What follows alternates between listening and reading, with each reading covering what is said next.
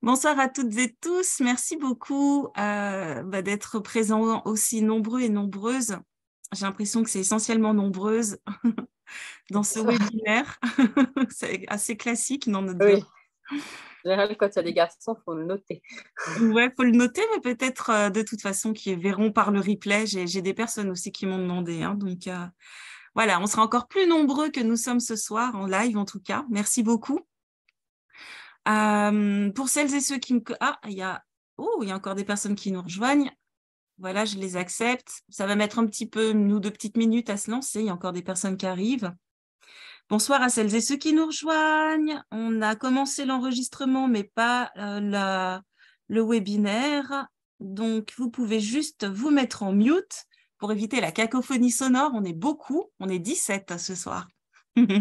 C'est top. Voilà. Il y aura un espace, comme je vous disais, Audrey, je vous mets en mute.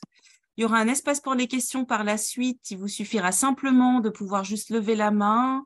Il y a encore une personne. Levez la main sur Zoom ou de vous démuter et attendre simplement que je puisse vous donner la parole, que tout le monde ne s'y mette pas en même temps. Il y a encore 2 personnes qui nous joignent. Voilà. Bonsoir aux 2 personnes qui nous rejoignent. Encore une autre. On passe à 19, 20. Si vous pouvez toutes et tous vous mettre en mute, ce serait vraiment merveilleux. Merci beaucoup. Merci d'être là pour un meilleur style de vie pour les étalons, pour Célia et pour la page dans les pas des chevaux. Ça fait vraiment plaisir. Voilà, je pense qu'on va pouvoir commencer et au fur et à mesure, s'il y en a qui rejoignent, ils prendront en cours. Je vous ai largement remercié d'être là. Donc, moi, je suis Rebecca. J'organise la page Dans les pas des chevaux. C'était avant une association suisse, l'association pour la promotion des pratiques équestres alternatives, qui avait pour but... Oh, Carole Loton, je suis trop honorée. Oh. Bonsoir, Carole, de nous rejoindre. Et donc, cette association PPEA avait pour but d'organiser des stages pour améliorer la qualité de nos relations avec les chevaux, dans nos interactions avec eux. Et puis, très rapidement, j'ai senti, je suis gardienne de troupeau, j'ai été accompagnateur tourisme équestre, j'ai enseigné tout ça. Et là, je suis juste dans mon petit coin avec mes animaux. J'avais 3 chevaux et puis depuis mercredi matin, j'en ai plus que 2. Et donc gardienne de troupeau. Et puis j'ai senti un petit peu pendant la période du Covid que mes chevaux m'amenaient dans d'autres sphères au niveau de leurs relations. Et il y a eu un passage à vide dans cette page, dans cette association qui était Association pour la promotion des pratiques équestres alternatives. Un long passage à vide pour donner naissance à Dans les pas des chevaux, où j'ai décidé de ne plus avoir d'association, mais juste cette page, blog personnel, pour partager une relation avec les chevaux sur un plan beaucoup plus philosophique, culturel, partager les cultures équestres et équines du monde, voyager à travers l'histoire aussi par rapport à ce que les chevaux ont pu nous apporter historiquement, spirituellement. Et puis philosophiquement, comme on va le regarder ce soir. Donc, du coup, ce sujet sur la vie des étalons, ça m'est venu aussi comme ça. Je pense que ça m'a été transmis par mon cheval Hongre qui, lui, m'a vraiment fait sentir cette sensibilité, cette difficulté pour lui. Et puis, je suis tombée sur une publication, il y a encore des personnes qui arrivent, c'est pour ça que je bug un peu, sur une publication sur Facebook de Célia, vraiment merveilleuse, où elle était dans une rivière avec son étalon, avec la jument. Je vous mets en mute, Magali, bienvenue. On t'entend plus, Rebecca. Vous m'entendez, voilà. Donc, et j'ai trouvé ça vraiment fabuleux. Et je me suis dit, j'aimerais bien pouvoir rencontrer cette femme et lui donner la parole pour qu'elle puisse nous raconter son histoire avec ses étalons. Donc, le projet a à peu près 1 an et il se concrétise ce soir. Et je pense que j'ai bien assez parlé. Donc, merci Célia d'être ici ce soir. Merci d'être là et je vais te laisser la parole, que tu te présentes un petit peu à nous dans un premier temps. Merci Rebecca de m'avoir proposé ça et de m'avoir contactée, de me donner cet espace pour parler. Donc, Célia Caffarelli, je suis installée en Dordogne depuis 12 ans. J'ai monté mon écurie avec donc un élevage de chevaux de loisirs où j'ai 3 étalons, une écurie de propriétaires, une pension en Paddock Paradise. Et puis, je suis à la base ostéopathe humain et ostéopathe équin. Maintenant, je me focalise vraiment sur le monde du cheval, le cavalier et le cheval, donc dans l'ostéopathie pour les cavaliers et pour les chevaux. Et je suis aussi enseignante d'équitation, donc j'accompagne les gens avec leurs chevaux dans une globalité de la relation et jusqu'à la performance, mais avec un point sur la connaissance du cheval, la connaissance de l'humain. Et donc, je suis là pour parler de l'expérience que j'ai avec les chevaux et surtout le projet d'élevage qui du coup, a eu le temps de maturer pour aujourd'hui arriver avec trois étalons qui vivent avec leurs juments toute l'année. Ah, c'est magnifique. Ouais. C'est vraiment le but de ce webinaire, c'est de voir, partager un peu tes expériences. C'est vrai que les étalons, généralement, de mes propres observations, j'ai une petite vingtaine, 30 ans à peu près avec les chevaux et j'ai beaucoup vu d'étalons en fait vivre de manière isolée, considérés comme étant agressifs, très chauds dans leur paddock, difficiles à la sortie du box. Et puis moi, j'ai aussi travaillé un peu en élevage avec les Akaltékés et j'ai vu des étalons travailler, vivre en famille et très agréable. Et c'est la raison pour laquelle moi, je voulais savoir comment tu en arrivais à mettre en fait tes étalons en famille. Comment as-tu brisé ce plafond de verre en fait en te disant tiens, je vais mettre mes étalons en famille, alors qu'on vit dans un monde où les étalons, la majorité du temps, la plupart du temps, sont en fait isolés. Ça remonte à longtemps quand c'est Célio, c'est mon cheval, le cheval avec lequel on m'a plus vu, Célio le crème, qui a 17 ans maintenant. Je l'ai acheté quand il venait juste d'être sevré, il était à son élevage. Et c'est la rencontre avec lui et avec son élevage. En fait, lui, il vivait avec son père et sa mère. C'était un étalon qui vivait avec les juments toute l'année. Il y avait assez peu d'intervention de l'humain. Et donc, il a grandi dans sa famille. Et en fait, c'était totalement par hasard. Hein. Je ne cherchais pas de cheval, mais on m'a amené là et j'ai vu ça. Et donc, le père de Célio, voilà, cet étalon m'a vraiment subjuguée. Il y avait quelque chose, il y avait de la sagesse, il y avait de la bienveillance envers ses juments, envers les poulains, et j'ai juste adoré. Et c'est aussi pour ça que du coup, je ne pouvais pas me enlever de la tête ce poulain que j'avais vu et que j'ai acheté. Et du coup, voilà, j'ai gardé ça en tête et j'ai trouvé ça m'avait vraiment touché. J'avais jamais vu ça. Et bon, à cette époque-là, je n'avais pas du tout de projet d'élevage, je n'avais pas de projet de venir ici. Ça s'est monté quand même bien après. Et donc c'est quand j'ai eu la possibilité de venir m'installer là et de construire un projet avec les chevaux et de faire de l'élevage que cette petite chose m'était restée dans la tête. Et que j'ai dit, ouais, j'ai envie de faire ça. Et en plus, Célio, je l'avais castré, j'avais pas de projet d'élevage à ce moment-là. Donc, j'avais Célio, j'avais ce modèle-là de cheval que j'adorais. Et je me suis dit, oui, j'ai envie c'est un aztèque. J'avais envie d'élever de l'aztèque crème. Et du coup, j'ai acheté son demi-frère. La mère de Célio était morte, donc il n'y avait plus le propre frère. Mais j'ai acheté dans les derniers poulains, parce qu'après ça a fermé, le demi-frère de Célio, donc, qui s'appelait Bellagio. Donc j'ai commencé, voilà, je me suis lancée avec ça. Donc il a bien vécu, il est bien né, il était bien dans sa tête. Je l'ai acheté au sevrage et puis je l'ai fait grandir ici avec des garçons, avec Célio. Et ça a été, donc c'était pour moi mon début, en fait, mon premier. Et ça se passait très bien tant qu'il était petit. Et puis, quand il a eu 3 ans, ça a commencé à devenir beaucoup plus difficile dans ses relations avec les autres. Mhm.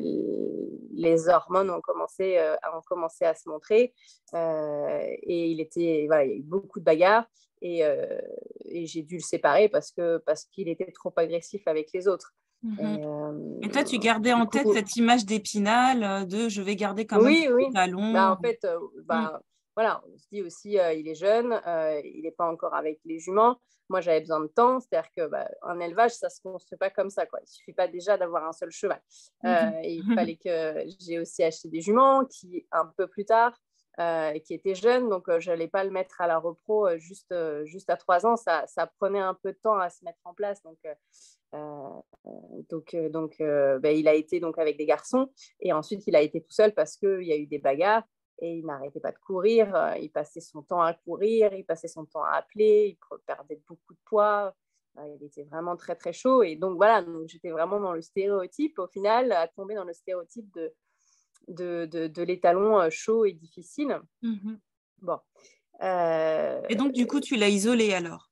Ouais, alors pourquoi je l'ai isolé? Parce qu'il y a eu des bagarres et parce que c'est fini par il a fait sortir ses copains de près par la clôture, quoi. Donc bon, ok, d'accord, ils sont dehors, ils sont plus avec toi. Donc il est resté seul pendant quelques mois, le temps de réfléchir, quoi. Qu'est-ce que je fais?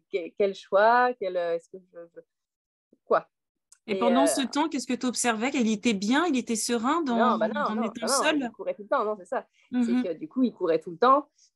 Pourquoi un étalon, il court tout le temps? C'est parce qu'il a besoin de savoir tout ce qui se passe autour. Où sont les autres? Qu'est-ce qu'ils font? Et dès qu'il y a un autre cheval qui bouge, il faut qu'il le sache. Donc, ça court à droite, ça court à gauche, et puis ça fait des allers-retours et ça appelle.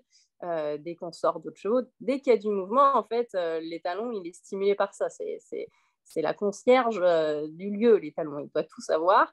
Il veut tout contrôler, donc dès qu'il y a des petites choses qui changent, c'est pour ça qu'ils aiment la stabilité, dès qu'il y a des petites choses qui changent, ça les stimule.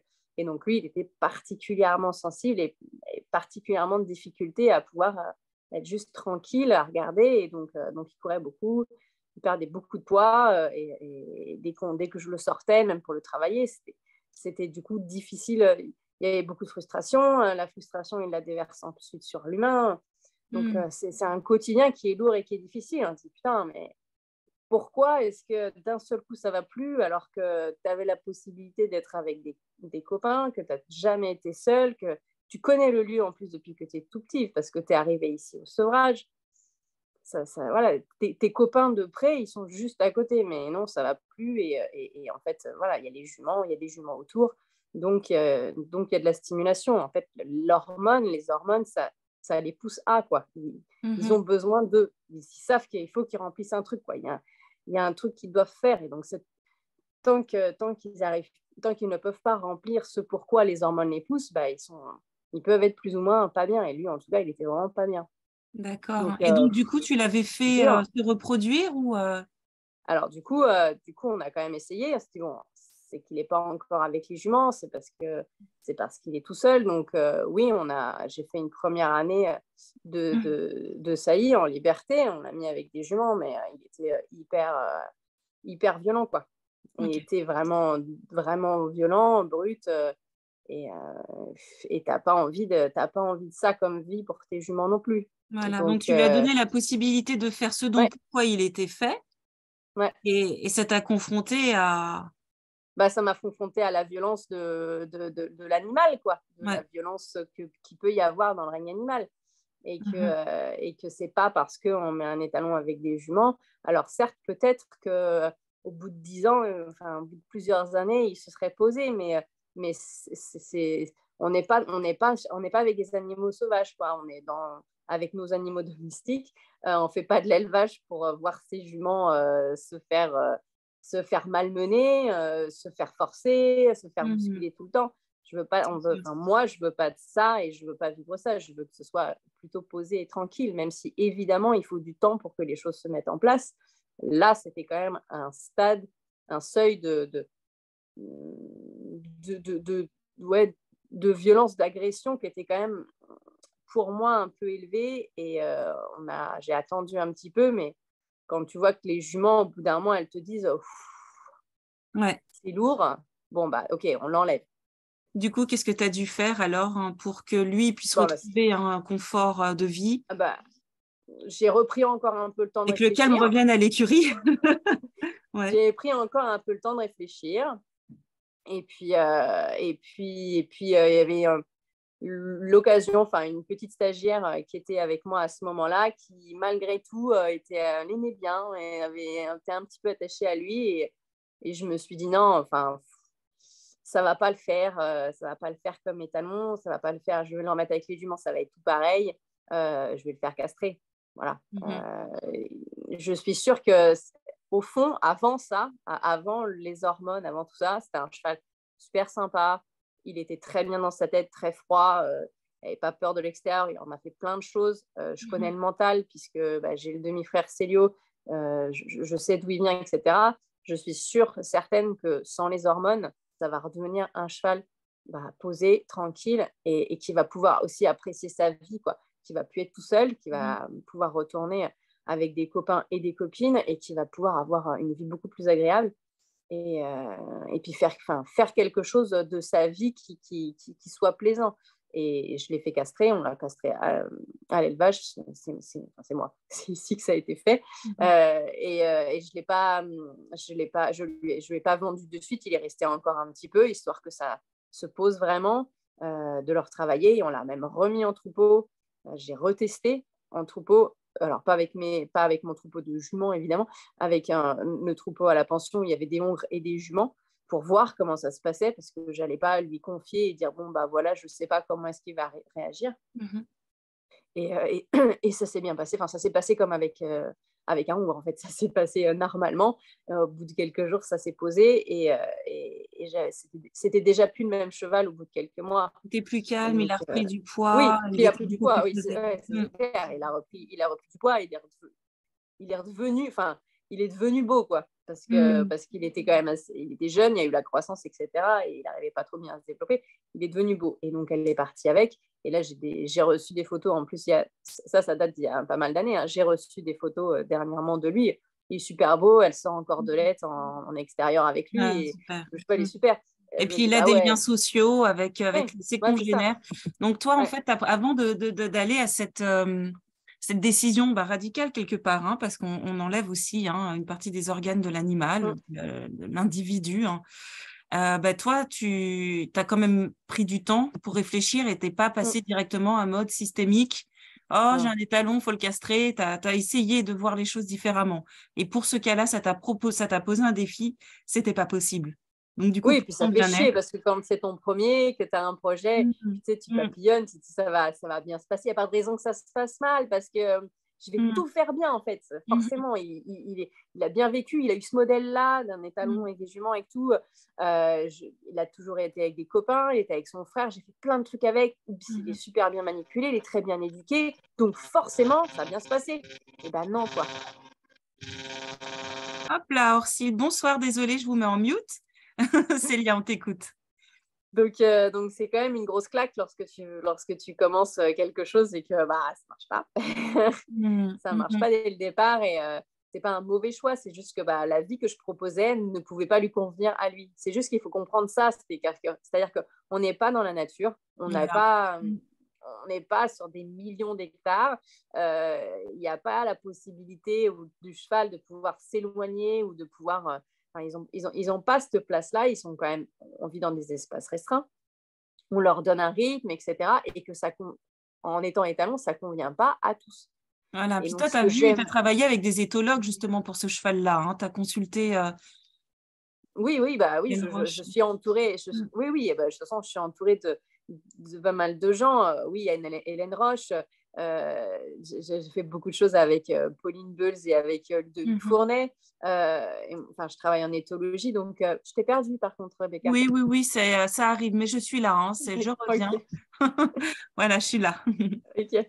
Et donc oui, j'ai le cheval. Le cheval était bien dans sa tête. Le cheval je lui ai donné tout ce qu'il pouvait, tout ce que je pouvais lui donner et qui me semblait être nécessaire pour son développement psychologique et pour son équilibre. Et pour autant, ma situation n'a pas convenu et c'était trop dur, c'était trop difficile pour lui de supporter cet état-là et d'avoir tous les autres chevaux autour et d'avoir cette responsabilité-là. C'est un rôle quoi, que ça leur donne, en fait, d'être étalon. Et donc, pour certains, c'est compliqué. Donc, Et lui, c'était pas pour lui, en fait. non, je pense que c'était pas pour lui. Et tu lui as offert cette possibilité d'avoir une meilleure vie en ayant recours en fait, à la castration. J'aurais fait quoi? Sinon, je l'aurais gardé. Oui, j'aurais pu le garder dans un pré tout seul et l'avoir un cheval qui court tout le temps, tout le temps. Mais cette expérience t'a pas découragé, Célia, en l'occurrence. Non, mais parce que après, tu as récidivé. C'est ça. De toute façon, avant que Bellagio soit castré et qu'il s'en aille, il y avait Tatou qui est arrivé à l'élevage pas longtemps après Bellagio.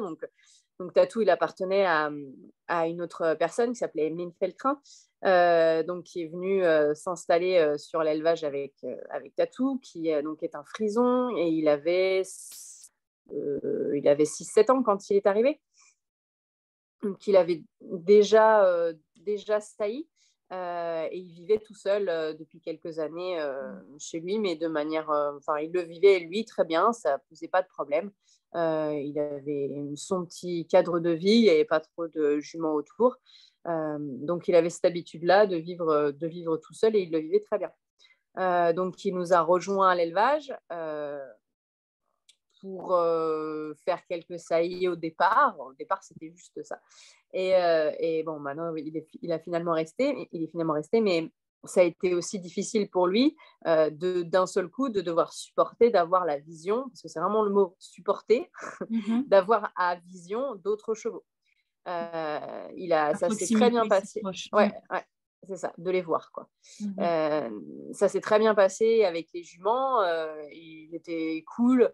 Il est assez plan-plan. Mais le fait d'avoir d'autres chevaux autour, pas forcément des étalons, mais n'importe quel autre cheval autour, ça le faisait courir, il allait voir, il fallait qu'il éloigne ses juments. Donc, lui aussi, prendre cette responsabilité d'avoir des juments avec des chevaux autour, ça a été compliqué. Ça a été vraiment difficile pour lui à vivre. Pour autant, c'était dès qu'elle le sortait pour le travailler, ça ne posait pas de problème. Il était bien dans le quotidien, il n'y avait pas de frustration sur l'humain. C'était vraiment juste, dès qu'on le remettait avec ses juments, il fallait qu'il aille voir à droite et à gauche où étaient les autres. Bon, ça va, ils sont loin. OK, donc je ramène mes juments là.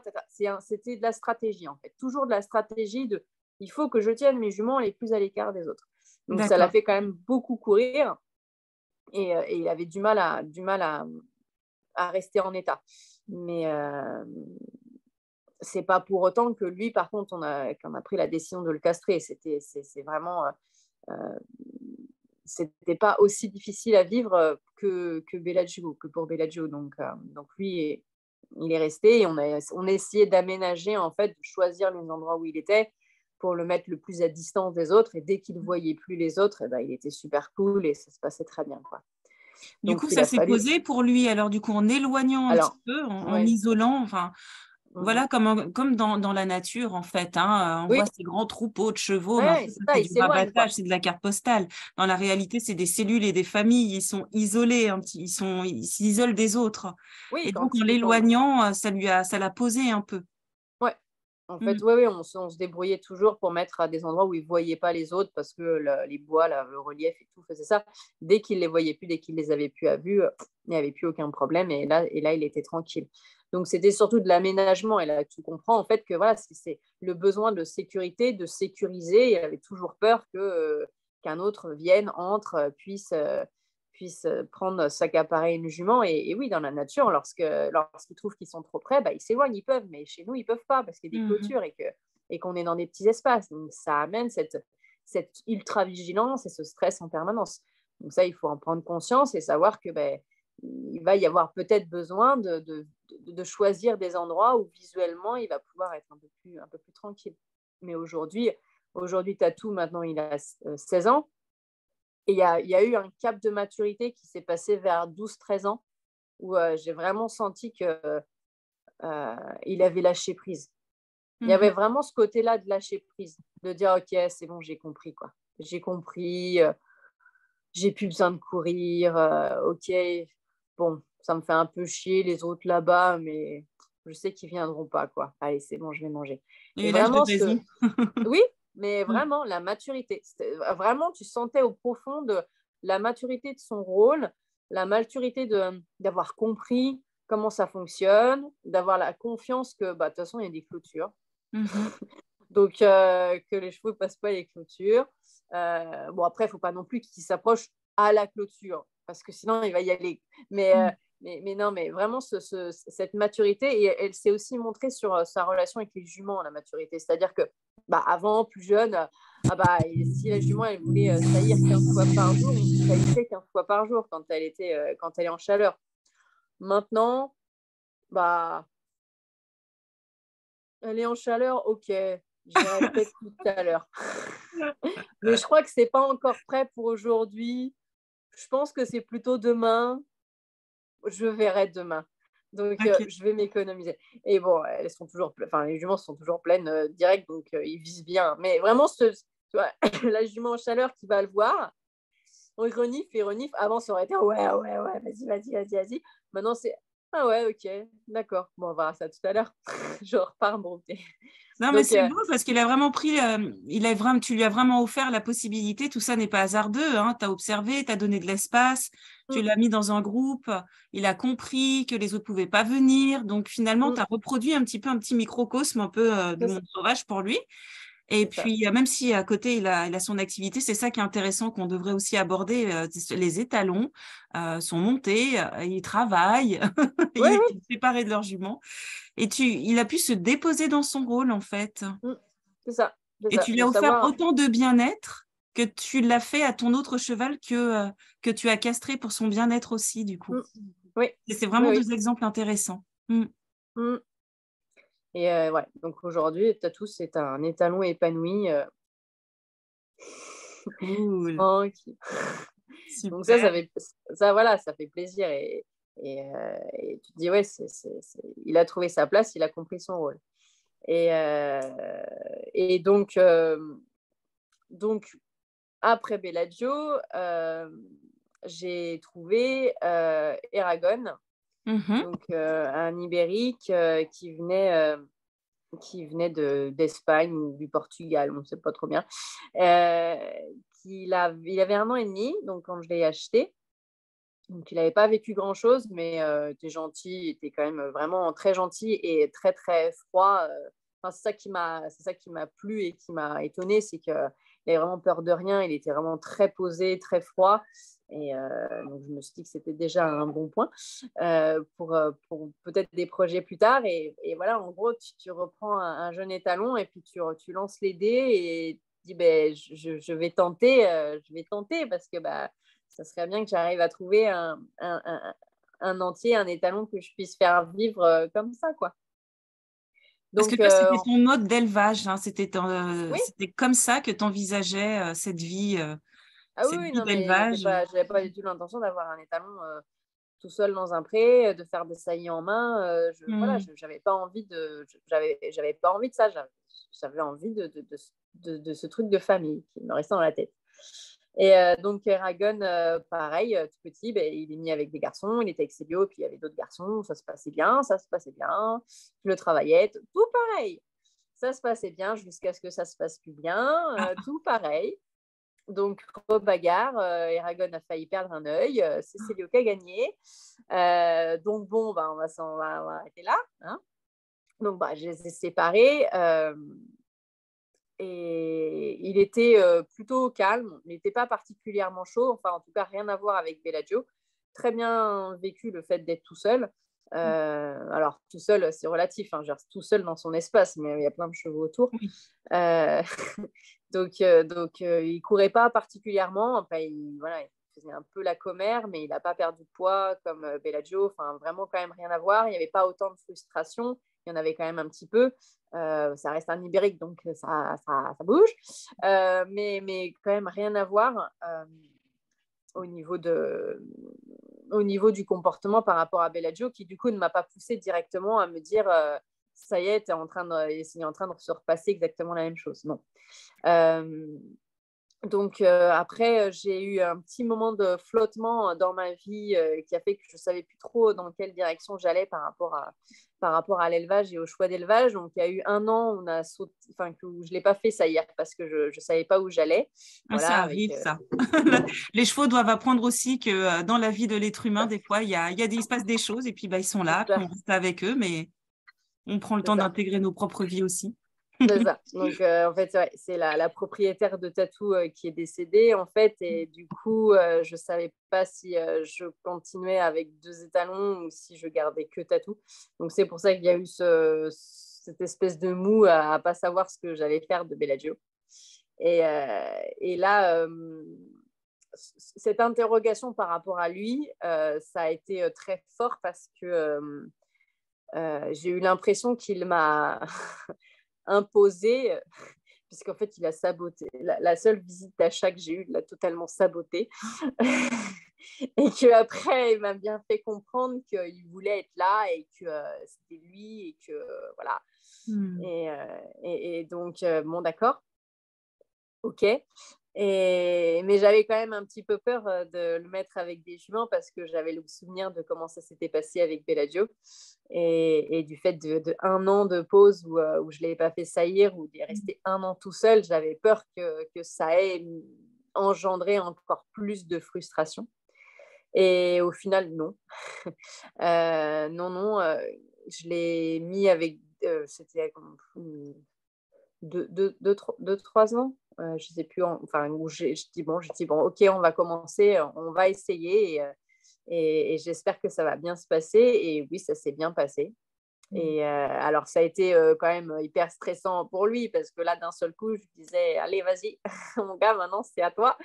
Et il va falloir que tu apprennes parce qu'en fait, c'est pas inné pour un mâle de savoir ce que c'est des juments, comment ça marche, comment on fait. Il y a ces hormones qui les poussent à faire, qui les poussent à des comportements. En fait, c'est plus fort qu'eux.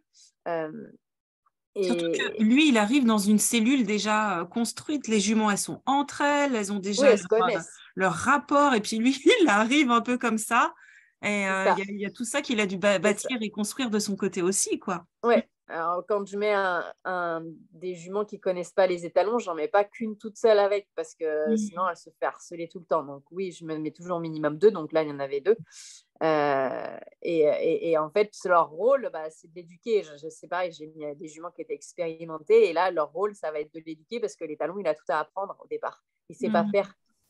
Il est brut. En général, il est brut comme un ado qui contrôle rien, quoi. Il y a tous les hormones qui sont en folie. Il est brut dans sa manière de rentrer dans l'espace, dans sa manière de faire. Et donc, il doit apprendre à se contrôler, à se maîtriser, à maîtriser son envie, à garder de la distance, à attendre d'avoir l'autorisation de s'approcher, à pouvoir toucher un petit peu du bout du nez, à apprendre le nom. Ça, un nom avec un humain, on leur apprend dès tout jeune, mais un nom avec une jument, ça, il faut qu'ils l'apprennent. C'est un apprentissage. Et au départ, c'est dur qu'ils apprennent à respecter un nom et quand c'est non, c'est non. Donc, ils se prennent des rousses de la part des juments et ça fait du bien. Ça permet de... Ah oui, ok, d'accord. Le nom, c'est important, le nom. Et le consentement, c'est important. Et il y a cet apprentissage-là qui doit être fait et c'est pour ça que ça a été réussi et c'est important, je pense, avec des jeunes étalons, de les mettre avec des juments expérimentés pour qu'ils apprennent les bonnes manières au départ. Et bien Et qu'ils justement, j'ai une apprennent... petite question par rapport à ça. Alors, dans le cadre domestique, la relation avec, c'est l'être humain qui est gardien, justement, et puis qui tient entre ses mains les clés. C'est plutôt de voir avec la jument expérimentée pour éduquer, en fait, les talons. Dans la nature, est-ce que ce ne serait pas un rôle paternel? Est-ce que ce ne serait pas un rôle de transmission qui viendrait de l'étalon, le père, en fait, de la famille, du troupeau? c'est ce que tu vois, c'est ce que je pensais avec Bellagio, par exemple, Ouais. qui l'a vu et pourtant dans son comportement il n'y avait rien. Je pense que quand ils sont sous le coup des hormones, l'exemple qu'ils ont eu, je ne suis pas certaine que ce soit quelque chose qui ait du poids, en fait. C'est pour ça qu'ils sont éloignés et puis qu'ils forment leur propre structure de jeunes bachelors qui font les 400 coups dans les steppes. Ouais. Ok. Donc bon, je pense que l'apprentissage, il est vraiment fait par les juments, les juments d'expérience. Et ça, c'est une étape importante, d'apprendre le respect, d'apprendre aussi d'apprendre tout le panel de comportement, tout le panel de dialogue, tout le panel de petites choses. Tu as le droit d'aller renifler une narine, puis tu as le droit d'aller renifler après une épaule. Et si on te dit non à l'épaule, tu ne vas pas renifler au niveau du flanc. Tout ça, c'est des petits codes, des petites, des petits éléments qu'il y a entre eux, qui est dans on va appeler ça de la séduction, mais enfin, du rapport où tu t'approches un petit peu, puis tu as le droit de faire ça, et si c'est non, bah ok. Si c'est oui, alors tu peux aller là. Mais attention, pas plus loin, tu passes par cette étape-là. Et tout ça, en fait, c'est du dialogue de cheval. Mais c'est du dialogue de cheval qu'ils peuvent apprendre que si on leur apprend. Mais ce n'est pas nous, en tant qu'humains, qui vont leur apprendre. C'est une jument expérimentée qui peut lui apprendre. Et une jeune jument, elle ne va pas pouvoir lui apprendre non plus parce qu'elle non plus, elle ne sait pas. Et au final, la jeune jument, elle va avoir peur de lui. Et on a eu des jeunes juments avec Tatou au départ. Elles ont peur. Elles ont peur parce que ça fait beaucoup de bruit, ça arrive, ça bouge, ça saute, etc. Ils veulent sauter dessus, elles ont peur, elles se barrent. Et du coup, c'est des mauvaises expériences aussi pour elles qui, après, ont super peur de l'étalon. Donc, une jeune jument avec un étalon qui va être plus expérimenté, qui va savoir se retenir et qui va avoir cette retenue-là, et ben, elle va pouvoir être plus posée. Et si elle dit un petit peu non, ben, le talon va dire OK, ah OK. Donc, elle va être en confiance parce qu'elle sait qu'elle peut dire non. Donc un jeune étalon, si vous le mettez avec une jumente qui est jeune et qui ne sait pas faire, ben, en fait, il va se rendre compte qu'avec la force, il peut violer. Et ça, c'est pas quelque chose qui ne serait pas dans naturel, la nature, ça et se en fait. tout cas, mais pas systématiquement non plus. Mais c'est vrai qu'en La nature, domestication, elle c'est est... pas quelque chose qu'on peut accepter, quoi. D'autant plus que tu dis que la jument, puisque ça nous permet de rentrer dans la deuxième partie de l'interview aussi, la relation, hein, et que bah, justement, la jument détermine son espace, en fait. Donc, voilà, il dispose, mais pour c'est avoir elle qui, enfin, l'équilibre, il il faut que propose, elle chacun... dispose. Ouais, c'est ça. Et donc, pour avoir l'équilibre, il faut que chacun ait sa place, puisse proposer, disposer, puisse dire non, puisse dire oui. Donc, il faut que chacun connaisse bien les limites de ce qu'il peut faire et de ce qu'il ne peut pas faire en fonction des situations. Donc, il faut que chacun ait pu posément expérimenter sa vie et tous les panels de sa vie et puis être épanoui là-dedans, en fait. Et ça peut être possible que de par la qualité, en fait, d'observation, de compétences et de profession, en fait, de l'éleveuse. Enfin, parlons de toi, justement, et de ta passion et de tes convictions, parce que tu as quand même été jusqu'au bout. Tu as eu confiance, tu as beaucoup observé, et c'est ce qui a rendu les choses possibles aussi, en fait. Hein. On ne peut pas se dire, on les met comme ça auprès, dans la nature, et puis il y a quand même des qualités spécifiques de gardien de troupeau. Ah oui, non, mais En tant c'est pas qu'être du humain. tout simple. C'est ça, c'est pas du tout simple. On ne peut pas se dire, bah, de toute façon, j'ai un étalon, j'ai des juments, il suffit de les mettre ensemble et dans 11 mois, j'ai des poulains. Alors là, pas du tout. Qui est mon étalon? À quel stade il en est? Est-ce qu'il est expérimenté ou pas? Est-ce qu'il est jeune ou pas? Quel est son comportement? Quels sont les juments que j'ai en face? Par exemple, l'année dernière, j'ai fait rentrer une jument de 11 ans, une poulinière, mais qui a toujours été qu'inséminée. Elle n'avait jamais connu d'étalon. Et j'allais la mettre avec Bellagio, qui est celui qui est quand même le plus volubile et bruyant. Il hennit beaucoup, ça c'est beaucoup de bruit surtout. Et je me suis dit, bon, j'espère que ça va aller, mais il va falloir prendre son temps. Et effectivement, il a fallu que je fasse énormément d'étapes, parce que si je l'avais lâchée avec lui, elle aurait passé son temps à courir parce qu'elle aurait été terrorisée par lui. Elle avait déjà peur de lui, il y avait une double clôture. Donc en plus, il n'était pas en clôture commune. Il y avait une double clôture. Rien que le fait qu'il arrivait à la voir en hennissant, juste il hennissait, il n'attaquait pas, il hennissait pour lui dire bonjour, elle avait peur de lui. Donc pour se dire, attends, il va falloir qu'ils vivent ensemble et qu'elle l'aime bien pour se laisser saillir, et ben, il va falloir faire plein d'étapes. Donc oui, il c'est pas aussi simple et il faut savoir observer à quel moment ils sont prêts. Donc, cette jument, déjà, elle était pleine, donc j'ai attendu qu'elle ait son poulain et j'ai attendu que son poulain, il ait au moins 1 mois parce que avec sa pouliche toute jeune, c'était sûr et certain qu'elle ne laisserait jamais s'approcher parce que déjà, sans la pouliche, elle en avait peur. Donc, avec une pouliche, c'est multiplié par 1000.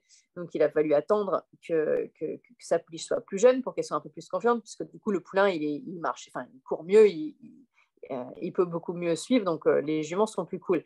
Et puis, il faut attendre aussi que la jument soit en chaleur, parce que quand elle est en chaleur, forcément, c'est un peu plus propice aux rencontres. C'est un peu plus simple. Donc, voilà. Donc, il a fallu aussi que d'abord, j'intègre avec elle une des juments du troupeau d'Eragon, parce qu'il fallait qu'elle ait une copine. Si j'allais l'intégrer avec Eragon, il aurait fallu qu'elle ait une copine pour la défendre entre guillemets, c'est-à-dire que pour elle, elle se serait sentie défendue par une copine. Donc, j'ai intégré Jelina que j'avais déjà mis avec Eragon, qui était pleine, enfin, qui venait d'être pleine de lui. Et je sais que Jelina, c'est une patronne, c'est elle qui commande. Et donc, je les ai mis ensemble, elles sont devenues copines rapidement. Et donc, c'est ce groupe-là, une fois qu'il y a eu ce noyau-là, que j'ai pu intégrer la jument avec Eragon. Et Eragon n'avait pas le droit de l'approcher parce qu'elle ne voulait pas qu'elle l'approche. Donc, du coup, la copine, elle se mettait entre les deux pour lui dire « Tu t'approches pas de ma copine, tu lui fais peur ». Et donc, il a dû apprendre lui aussi à dire « Merde, de quelle manière je peux approcher cette jument ?» Donc, en fait… De développer des petites stratégies oui, voilà, c'est de ça. séduction. Tiens, Je vais aller chanter la guitare en bas de sa fenêtre. Oui. Et du coup, le fait de leur avoir… Enfin, qu'ils aient une vie de cheval avec des relations qui soient variées et riches et qu'ils aient appris un peu pas le respect, mais la politesse et tout le panel de petites choses qu'ils peuvent échanger entre eux. Et l'importance du consentement. Oui, oui. Et en fait, avec des juments fortes et bien dans leur situation, en fait, c'est pas les talons qui décident, et c'est pas les talons qui a le droit, quand il veut, de monter dessus. Non, il se fait ramasser. Hein. Il en a eu partout des coups au départ, Eragon, le temps qu'il comprenne bien. Et donc, du coup, il était complètement désemparé devant cette jument qui avait peur de lui alors qu'il lui chantait des chansons, quoi.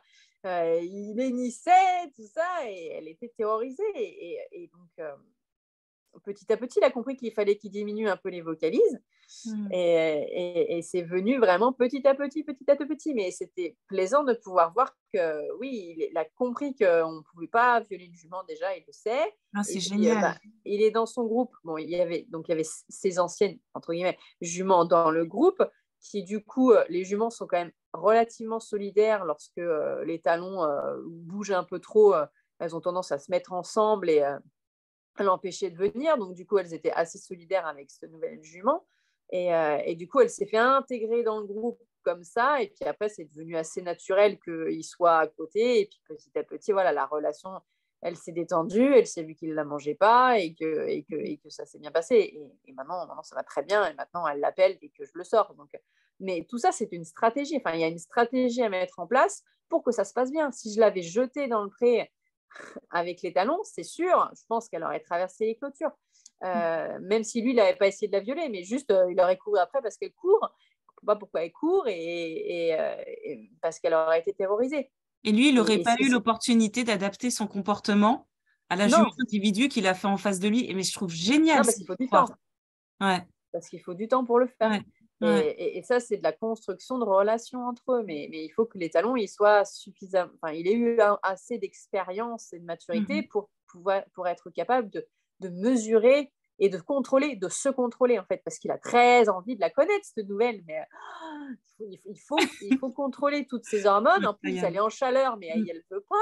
Donc, contrôler toutes ces hormones. Et ça les fait grandir et ça les fait mûrir énormément. Et c'est ça qui les rend intelligents et qui les rend intelligents au sens de pas simplement, pas simplement poussés par leurs hormones et être capables de maîtriser et de devenir cheval, quoi. D'avoir le contrôle d'eux-mêmes. Et après, du coup, de pouvoir être épanoui dans cette situation-là. Ah, c'est très beau, c'est vraiment touchant et de voir de la façon dont il s'est adapté. Et ça m'emmène sur cette troisième partie, justement, c'est la paternité, Célia. la Mm. paternité, la relation que chaque père, hein, chaque étalon hein, qui vit en famille de ton élevage entretient avec Ouais, les bébés parce qu'ils sont dans la famille. Qu'est-ce que tu peux nous dire ouais. de ça? Je crois que tu as des belles choses à raconter, très touchantes. Bah, ils sont tous différents. Après, il y a l'âge aussi qui est différent. Euh, je, celui qui est le plus attentif ou proche de ses poulains au sens protecteur, c'est Eragon. Euh, Lui, quand il a découvert enfin, quand il a découvert, c'est-à-dire quand il s'est mis à s'intéresser aux poulains, parce que les talons, au départ, ils s'intéressent qu'aux juments. Le poulain, c'est la chose qui suit la mère, mais il n'en a pas trop d'intérêt. Il a d'intérêt que pour la jument. Et puis après, quand le poulain commence à devenir plus grand, mais le poulain, il vient chercher le contact, en fait. Et donc, ce qui est assez étrange, ce qui est assez rigolo à voir, c'est qu'ils sont un peu pétrifiés par ce petit être qui bouge beaucoup.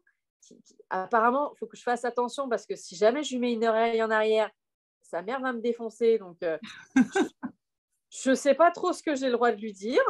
Et, du coup, ça doit être fragile. Donc, il faut que j'y aille doucement. Euh, c'est rigolo. Et donc c'est marrant de les voir au départ vraiment à tâtons, d'aller prendre connaissance, d'aller voir ce que c'est, et puis hop là, s'éloigner parce que faut pas que maman soit fâchée. Et voilà, c'est ces moments de curiosité. Oui, Et, j'ai compris le son. après une fois qu'ils ont vraiment, une fois Ah, qu'ils je vous mets en mute, Madame Delaporte. Je t'écoute, Célia, on t'écoute. et du coup, une fois que c'est vraiment intégré, on sent vraiment que ok, c'est les miens. Et ben après, ben, faut les ranger.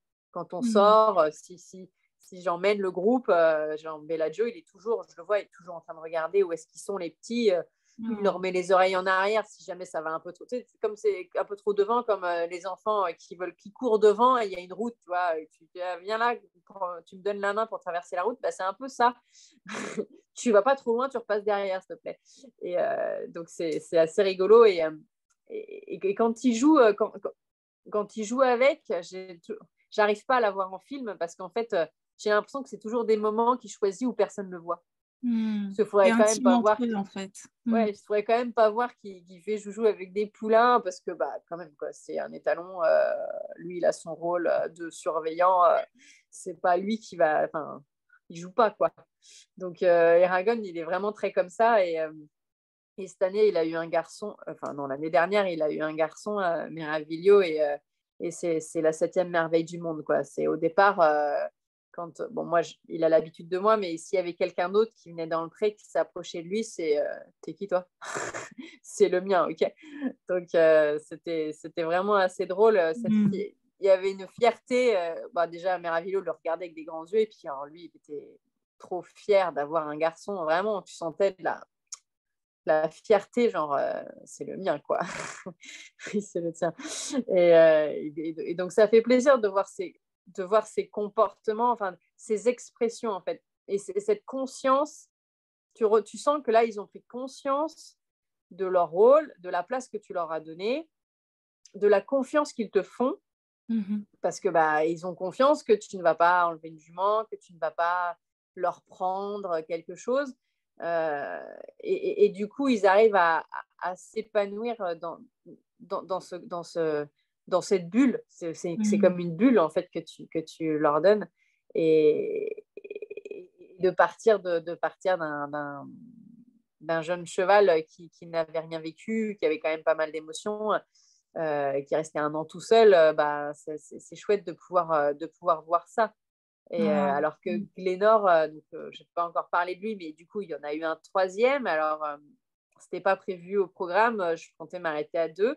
Mais Parce qu'après, on Huguette, va regarder la relation avec toi. On t'a vu sur les photos, vous sortez en ouais, famille. ouais, ouais, On va ouais, un bah petit peu ouais. en parler aussi avant d'ouvrir Ben, l'espace de questions. la On relation écoute avec Lénore. Glénor, il est né ici. C'était Donc, on a acheté la jument pleine, en fait. La saillie m'avait été offerte. Donc, j'espérais une pouliche. Bon, j'ai eu un garçon, c'est pas grave, c'est comme ça, mais je le gardais quand même. Mais du coup, c'était pas prévu. Enfin, je pensais le castrer, en fait. Je pensais que ça serait le copain de Célio et puis ça me ferait un cheval de travail. J'ai pas du tout l'intention de garder un troisième étalon. Mais comme j'avais la possibilité de le castrer tard, puisque il était avec des groupes de garçons, je l'avais pas castré à 6 mois. Donc il est resté entier jusqu'à 2 ans et puis il était plutôt sympa et plutôt joli. Je me suis dit, je vais peut-être le faire saillir à 2 ans avant de le castrer. Si je pouvais avoir une pouliche de lui, ce serait cool et tout. Parce que voilà, quand tu fais de l'élevage, tu es tout le temps quand même en train de réfléchir à les chevaux que tu pourrais avoir, les mélanges que tu pourrais faire. Et puis, il était vraiment sympa, vraiment sage. Donc, je l'ai mis à la selle il y a 2 ans. Il a rempli 3 juments. Donc, pareil, éducation avec des juments expérimentés, ça s'est super bien fait. Donc, il a été super gentil avec les juments, génial. Je l'ai remis avec Célio après, ça n'a pas posé de problème. Enfin, le truc idyllique, quoi. Donc, je ne l'ai toujours pas encore castré. Je me dis, tiens, je vais peut-être faire encore une année. Allez, on va retenter le truc. Bon, l'année suivante, toujours aussi chantier avec les juments. Je le remets avec Célio. Bon, là, ça commençait à être un peu plus compliqué. Il n'était pas agressif, mais juste, il jouait très fort. il jouait très fort et puis c'est de l'arabo-comtois croisé ibérique, donc qui est quand même vraiment costaud. C'est celui qu'on voit dans la rivière? Oui, c'est lui, ouais, c'est ça. J'ai vu qu'il y avait des messages de Sophie, mais je n'ai pas pu lire ce que disait Sophie. Mais on fait va les lire questions avant après. les questions, on va lire. Ouais. Dans le replay, on ne voit pas le chat. Alors, donc, j'avais prévu, j'ai vu qu'il y a 3 messages, on va les lire ensemble après. Donc, et on avait vraiment une super relation avec Lénore, comme je l'ai vu naître, je l'ai vu naître. Donc, ça a toujours été tous les deux. Et tout le monde me disait, mais pourquoi tu vas le garder en entier? Évidemment que ça va être un étalon. Je dis, non. De toute façon, pour qu'il soit étalon, il faudrait il soit super gentil avec les juments. Bon, ça, il l'est. Il faudrait qu'il soit super sympa avec moi, qu'il faudrait qu'il n'y ait pas de comportement d'étalon, il faudrait qu'il n'y ait pas de frustration, il faudrait qu'il respecte parfaitement les clôtures. J'avais mis une liste de conditions comme ça. Théoriquement, ça n'aurait pas été possible qu'il remplisse toutes les conditions. Et parce pourtant, que j'en avais mis. Je lui avais dit, de toute façon, tu ne pourrais rester étalon que si tu remplissais toutes ces conditions. J'avais tout listé. Après, je ne sais plus ce que j'avais listé, mais j'avais listé plein de trucs. Et il les a toutes cochées? Oui. Alors, j'ai été obligée de tenir ma promesse, ma parole, quoi. Donc, je suis merde. Il va falloir faire un 3e harem. Donc, voilà. Donc, je me suis retrouvée avec un 3e étalon avec qui ça a été ultra simple. Voilà, d'être avec des juments, ça s'est fait. De toute façon, il avait déjà sailli à partir de 2 ans. Il avait tout de suite été mis au carré par les juments. Donc, il savait déjà. Donc, ça a été comme une lettre à la poste. Et c'est celui qui est le plus cool, mais parce qu'il a ce mental aussi super cool et qui fait que pour lui, c'est une vie super facile. Et je le sors, il travaille. C'est un bisounours. Et c'est un réel plaisir. C'est une continuité. C'est comme une espèce de logique, en fait. Je l'ai vu naître, je l'ai fait naître. C'était pas le projet de base, mais au final, ça s'est fait comme ça. Et aujourd'hui, il a ses juments, il a ses poulains. Et lui, il est très joueur. Lui, c'est pas un papa qui va comment protéger. Non, lui, c'est juste pour jouer. C'est pour jouer comme un garçon et donc avec ses poulains, il joue moins avec les pouliches, mais en tout cas avec ses poulains, il joue énormément. Et du coup, c'est un vrai plaisir de pouvoir avoir la relation avec les talons. La relation avec les juments, elle est faite. Ça se fait vachement plus facilement. Elles sont intégrées dans cette routine-là. Et du coup, de pouvoir être avec les talons, emmener les juments et puis leur faire vivre des trucs. Donc, par exemple, aller se baigner, ça, c'est un truc qu'on fait tout le temps. Et justement, comment ça se passe quand vous sortez tous en famille comme ça le papa, les mamans, les poulains, et vous allez tous là. Toi, tu es dessus, vous allez en rivière. C'est vraiment magnifique. C'est ce qui m'a vraiment. Je me suis dit, il faut que je donne la parole à cette femme dans mon espace pour que je suis toujours là, hein, ça coupe des fois. Ouais. Mais il faut qu'on puisse entendre ça, en fait, parce que je trouve ça beau, quoi. En termes de relations, en termes de relations déjà interespèces, hein, entre nous et eux, Oui, quoi. c'est de la relation interespèce.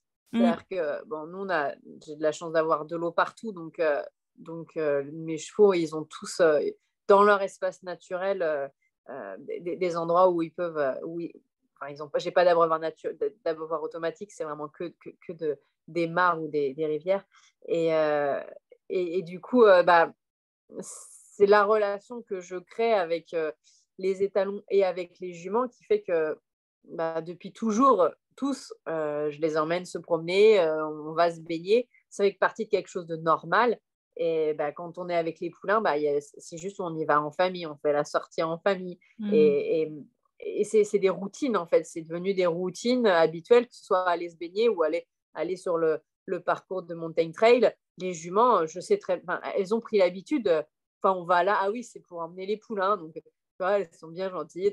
Allez, on emmène ton poulain, on attend. Il y a cette routine-là où, en fait, on fait les choses ensemble. Et c'est ça que, au final, enfin, j'avais pas pensé j'avais pas cette, je savais pas que ça existait. Mais aujourd'hui, c'est ce que je veux avec chacun de mes chevaux, c'est que ils soient avec moi. C'est qu'on fait les Mm. choses ensemble.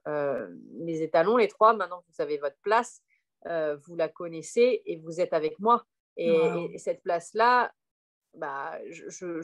j'essaie de vous l'offrir et de vous permettre d'avoir ce qu'il faut. En échange, je vous demande d'être sympa, de participer. Si on fait un truc ensemble, vous êtes positif et vous participez. Quand on est là, vous êtes cool. Il y a pas de, il y a quand même de l'éducation, c'est-à-dire que on règle pas ses problèmes lorsque l'humain est là. Et il y a cet engagement-là. Et les juments, c'est pareil. C'est plus facile, évidemment, avec les juments. Mais avec les juments, c'est la relation de j'ai besoin d'apprendre des choses à ton poulain. Donc, je suis là, j'interviens, je le manipule, je fais des trucs. Et j'ai besoin de ta participation. J'ai besoin que tu m'aides. Mm. Je veux pas que, genre, non, vas-y, je me barre. J'ai pas envie de. J'ai envie d'emmener le poulain loin de toi. Non, j'ai besoin de ta participation, je t'intègre à ça. Et ça, c'est la relation de confiance, en fait, qui permet ce genre de choses. Et qui permet qu'après, c'est un ensemble, c'est une famille. Et de toute façon, je suis là tous les jours, je me nourris tous les jours. Même si on ne fait pas des sorties tous les jours, Mm. c'est ces relations-là. Ils ont leur relation entre eux et leur stabilité entre eux. Et il y a la stabilité avec moi. Et après, il y a la, la- la- les rituels, enfin, tout ce qu'on fait toute Les l'année rituels. ensemble. Voilà, cette C'est stabilité, c'est magnifique. la Mm. stabilité, ouais, la stabilité et les habitudes. Il faut que ce soit toujours stable et toujours habituel et qu'il soit bien dans cette routine-là. C'est pareil, enfin, avec les prés, c'est toujours les mêmes prés en fonction des saisons. Je fais des changements de prés, mais c'est toujours les mêmes. Il y a cette stabilité qui fait que du coup, tout le monde est bien. Et aujourd'hui, les trois harems, là, ils sont à des endroits qui sont plus ou moins éloignés. Là, l'hiver, Eragon et Bellagio, ils sont en face à face. Il y a une route entre les deux. Et c'est OK, c'est toujours comme ça. À gauche, c'est Bellagio, à droite, c'est Eragon. Et ils se regardent et chacun a ses juments, chacun a son pré. Et du coup, ce cloisonnement fait que chacun arrive à être dans sa bulle Mm. et à être bien dans sa bulle et qu'on peut faire des choses ensemble. Euh, on peut faire des choses ensemble parce qu'il y a cette stabilité-là. Il n'y a pas de jalousie entre eux, il n'y a pas de. Bah, félicitations, c'est vraiment, ça donne, moi, ça m'a donné des frissons, cette relation aussi que tu entretiens avec eux, c'est vraiment très beau. Avant d'ouvrir l'espace aux questions, un dernier petit point. Toi, tu as ces étalons parce qu'il y a un but d'élevage derrière Mm, et c'est la raison pour laquelle tu mm, peux offrir une vie mm. décente à tes étalons, Oui. à l'état d'étalon. Si aujourd'hui une personne dans du loisir veut acheter un cheval et le garder étalon, quel serait ton conseil? Est-ce que c'est possible? Enfin, que dirais-tu? Moi, ça arrive. Comme je vends des poulains, ça m'arrive, pas dire souvent, mais ça arrive que j'ai des personnes qui me disent j'aimerais bien le garder entier. Et la question, c'est toujours pourquoi?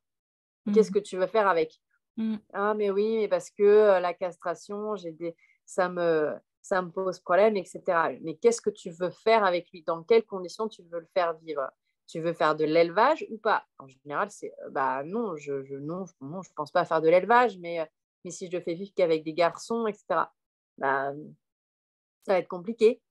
Ça va être compliqué par rapport à ce que j'ai expérimenté.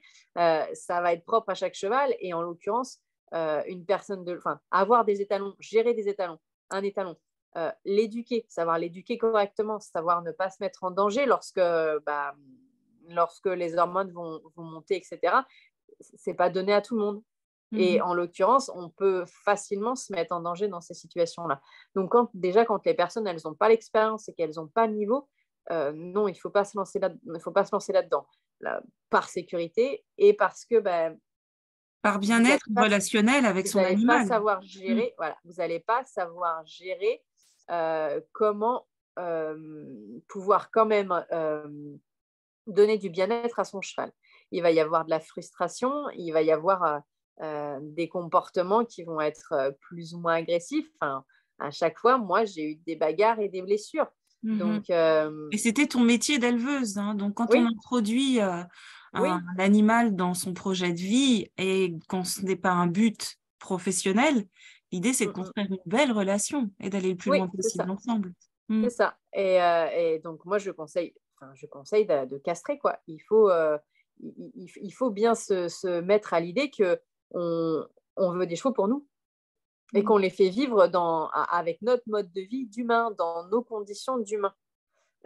Si tu achètes un cheval pour du loisir, c'est pour que, enfin, tu veux faire de la balade, tu veux faire des choses pour toi, mais qui ne sont pas des choses de cheval. Élever, mettre des étalons ensemble avec des juments, c'est essayer de leur donner une vie de cheval. Si tu veux avoir un cheval de loisir et faire n'importe quelle activité de loisir, euh, tu vas le mettre tu vas le confronter à d'autres chevaux, tu peux peut-être le sortir de chez toi, lui faire voir d'autres chevaux, etc. Il ne sera jamais aussi bien que s'il n'a pas en plus de toi, ses hormones à gérer. Ouais, Donc, en plus de quand, toi, tes en hormones plus à de gérer. toi, ses Mm. hormones à gérer. Mm. Parce que il y a toi, il y a tes compétences, il y a ses hormones et la manière dont tu les gères Mm. qui peut faire des problèmes. Et j'ai vu beaucoup, beaucoup, beaucoup d'étalons et de gens qui ne géraient pas et où les situations étaient en plus dangereuses. Il y a vraiment deux choses. Il y a le danger pour la personne et il y a le bien-être du cheval. Le danger pour la personne, c'est aussi quand même important. Après, il y a des étalons, enfin, il y a des entiers qui sont hyper froids et avec lesquels ça se passe bien. Tant Mhm. mieux. Enfin, tant Mhm. mieux. Dans la nature, c'est probablement pas ceux qui auraient reproduit. Donc, pour cela, super. Mais le problème, c'est qu'avant de le savoir, on ne le sait pas. C'est pas Mhm. parce que le cheval, c'est pas parce que le poulain il est super sympa, il est super froid, que ça va être un entier super froid tout le temps. Il n'y a pas de règle, en fait, ça, on ne sait pas. C'est parce que c'est des quantités de testostérone, tout ça, on ne sait pas. Donc, donc, plutôt que d'aller jusqu'à l'accident, parce que le problème, c'est qu'on se rend toujours compte de ça quand il y a un accident. Enfin, moi, j'ai dit stop. À chaque fois que j'ai dit stop, c'est parce qu'il y avait un accident, pas d'humain, mais un accident de cheval, et que je n'avais pas envie d'aller dans un accident plus grave. Mhm. Eragon a failli perdre un œil, mais j'ai jamais voulu aller plus loin que je veux pas avoir une jambe cassée, quoi. Enfin, je veux pas aller jusque là. Donc après, chacun met sa limite où il veut, mais pour du loisir, pour le bien-être du cheval et le bien-être de l'humain, pour que tout le monde se fasse plaisir, pour que la relation elle soit posée, elle soit stable, que personne ne se fasse peur, ne soit dépassé, c'est beaucoup mieux sans castrer, quoi, sans hormones. À moins d'en avoir Et les compétences, de trouver le lieu. J'avais interviewé Anja Zollinger du Haras National.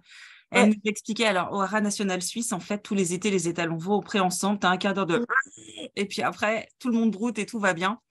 Et elle disait justement, je me souviens de cette interview, vous pourrez tous revoir, quand on est tout content quand on ramène son cheval du pré tout boueux en disant, oh, mon cheval, il a une vie de cheval, il s'est roulé. Si on peut imaginer un système de détention spécifique pour étalons dans un cadre bien défini où l'espace, le temps est bien défini, il n'y a que des entiers entre eux, qu'on peut imaginer qu'ils vivent ensemble. Et elle disait, ça peut être aussi bien de revenir du pré et d'avoir 2-3 égratignures en se disant, oh, mon cheval a eu une vie mon étalon a eu une vie d'étalon aujourd'hui. Et alors ça, encore une fois, c'est à faire avec des personnes, des propriétaires avec des compétences spécifiques, dans des lieux où les gardiens ont des compétences spécifiques. Et oui, oui, il faut qu'il n'y ait pas de jument autour. Enfin, de toute façon, dès que aux États-Unis, il y avait des photos magnifiques de 3 beaux étalons frisons qui vivaient ensemble, mais les propriétaires ils disaient bien il n'y a pas de jument autour et c'est interdit. Donc j'ai vu des écuries aussi où il y avait que des entiers s'étaient posés, mais il y avait les juments étaient interdits. Donc faut qu'il n'y ait pas de juments autour, déjà Voilà. pas de stimulation, parce que oui, effectivement, les groupes de mâles célibataires ils vivent ensemble, mais il n'y a pas de juments, c'est les mâles célibataires. À partir du moment où il y a une jument qui passe, ils vont se taper dessus pour savoir qui c'est qui la prend. Donc, Exactement. oui, ça peut être possible dans certaines conditions avec des gens compétents, pas de jument autour. Et il faut aussi se dire que il y a des fois, ça va se bagarrer et il peut y avoir des blessures graves. Donc, Et si là, vous en tant voulez que propriétaire, il faut accepter qu'il peut y avoir aussi des petites égratignures, des touffes de poils qui se font des ces petites petites interactions. égratignures, ça, de toute façon, ouais, il y en a, Mm. mais vous prenez, il y a la prise de risque sur les blessures graves. Il Mhm. faut quand même le dire que Mhm. si 2 étalons se bagarrent, c'est pas simplement pour se faire des petites égratignures et que ça peut être des très très grosses blessures. Ça Mhm. peut se faire virer des prés et passer des clôtures, se retrouver sur Mhm. la route. Voilà, il y a plein de situations qui peuvent être risquées. Donc c'est juste en prendre conscience que c'est pas le monde des bisounours Exactement. parmi les étalons lorsqu'on les met ensemble. Et ceux qui arrivent à vivre posément avec des étalons, enfin, entre étalons ou avec des ombres, eh ben, cool, super. Mais il ne faut pas prendre ces exemples pour des Comme une généralités, généralité. quoi. Mm. Non. Merci beaucoup, Célia. Je vois qu'il y a déjà plein de messages sur le chat. Je ne sais pas si tu as autre chose à rajouter, mais on peut déjà ouvrir l'espace aux Non. questions. Donc déjà, Oui. je vais lire quand même parce que au replay, on ne voit pas. Donc, je vois Sophie Valdraco qui disait c'est important ce que tu dis. Je pense que c'est lié à ce que disait Sophie à la notion d'espace. C'est important ce que tu dis. La sécurité et la stabilité de l'environnement, ça sécurise les entiers. Ils sont plus sereins. Je crois que c'est une clé de leur bien-être. Mm. Julie Lévesque, je retrouve tellement mon étalon dans ton interprétation d'Eragon. Attends, j'essaie de faire défiler. Hop là. Bataillé, idem, je trouve tellement mon Valia dans son comportement avec les poulains, sa découverte de Kanda, ça a été une véritable révélation pour lui. C'est devenu un vrai papa poule. Avec elle, c'était son petit trésor. C'est magnifique de voir tous ces témoignages parce que c'est rarement ce qu'on veut montrer des étalons, cette paternité. Mm. Tu pourras nous dire ce que tu penses de faire saillir un entier dès 2 ans, point d'interrogation. Voilà, peut-être une première question de la Mm. part de Sophie Valdraco. Je l'ai fait. Ah non, voilà, oui, tu l'as dit en plus. Ouais, Glénor, je l'ai fait saillir à partir de 2 ans et j'ai trouvé ça très confortable parce qu'à 2 ans, ils ont pas, ils la ramènent pas encore de trop. Donc ils sont facilement, ouais, ils sont quand même encore un peu timides normalement. Euh, et, euh, et du coup pour les juments, c'est quand même nettement plus confortable. Et ils sont beaucoup plus à cet âge-là à même d'accepter qu'on leur dise non. Donc, pour faire l'éducation, je trouve que ça a été beaucoup plus facile et beaucoup plus efficace. En fait, c'est comme si depuis toujours, un peu, il avait, enfin, en tout cas pour Glénor, donc qui a commencé à 2 ans, c'est comme si pour lui, depuis toujours, c'est normal en fait qu'une jument, elle puisse dire non. Il ne s'est jamais posé la question. J'ai l'impression qu'en fait, il s'est du coup jamais posé la question de et si je pouvais plus, est-ce que je pourrais aller fort. Comme à 2 ans, déjà, il a dû apprendre à être poli, à s'approcher poliment, à demander, à respecter le nom. C'est comme si ça avait toujours été. Donc, du coup, c'est normal en fait. Du coup, pour lui, c'est super normal. Donc, je pense que ça peut être nettement plus facile. Mais après, peut-être que des entiers peuvent devenir un petit peu plus. Une fois qu'ils montent en puissance, qu'ils ont vers 5-6 ans, la grosse montée en puissance, ils peuvent certainement être un petit peu plus virulents. Mais bon, il faut qu'en face, il y ait des juments qui soient là, quoi. Tu vois, des juments qui soient pas effacés, quoi, qui aient de leur caractère et qui aient vraiment beaucoup de prestance. La matriarche. Ouais. Mais elles sont toutes Ça, différentes, les juments. Et en fait, en fonction des juments qu'il y a dans le groupe, ça change aussi vachement le comportement de l'étalon. ça répond certainement à la question suivante de Delphes qui dit hop là, j'ai été trop vite. Quand tu dis que tu as fait saillir 3 juments à Glénor vers ses 2 ans, j'ai du mal avec j'ai pas de souris. Alors voilà. Verser 2 ans. Ah, j'ai perdu ta question. Voilà, ces 3 juments versés 2 ans. Non, j'ai perdu la question. Je pense que j'ai du mal avec le chat. Je pense que le mieux, c'est de pouvoir faire des questions orales. Ça évite aussi de batailler avec le chat comme ça. Donc, la question, c'était quoi exactement? Voilà, quand tu dis tu as fait ça. Oui, voilà, Delphes. Ouais, on écoute ta question. Alors, oui, Bonsoir. bonjour. Bonsoir, oui. Je me demandais si ces juments qui ont été saillies par Glénore à ses 2 ans, c'est des juments qui faisaient déjà partie du troupeau d'un autre étalon, ou si c'était des nouvelles juments. Autrement dit, est-ce qu'il t'arrive de déplacer le jument d'un étalon vers un autre, une famille vers une autre, ou est-ce que une jument, une fois qu'elle est avec un étalon, elle reste toujours avec le même? Alors, non, ce n'était pas des juments qui étaient avec un étalon, du coup. Oui, je peux changer, et j'ai changé pas mal de fois les juments de groupe parce que juste par rapport au mélange et par rapport au croisement, parce que quand tu fais de l'élevage, tu réfléchis aussi à ce que tu vas faire naître et ce que tu veux pour pouvoir vendre derrière. Les juments que Glénore a saillies quand il avait 2 ans, donc c'était Athéna, Spicy et Zambou, elles étaient toutes les 3 suitées. C'était alors c'est l'année des J. Il m'a donné Jiméo, Joannor et Jelina. Et donc l'année d'avant, c'était les I.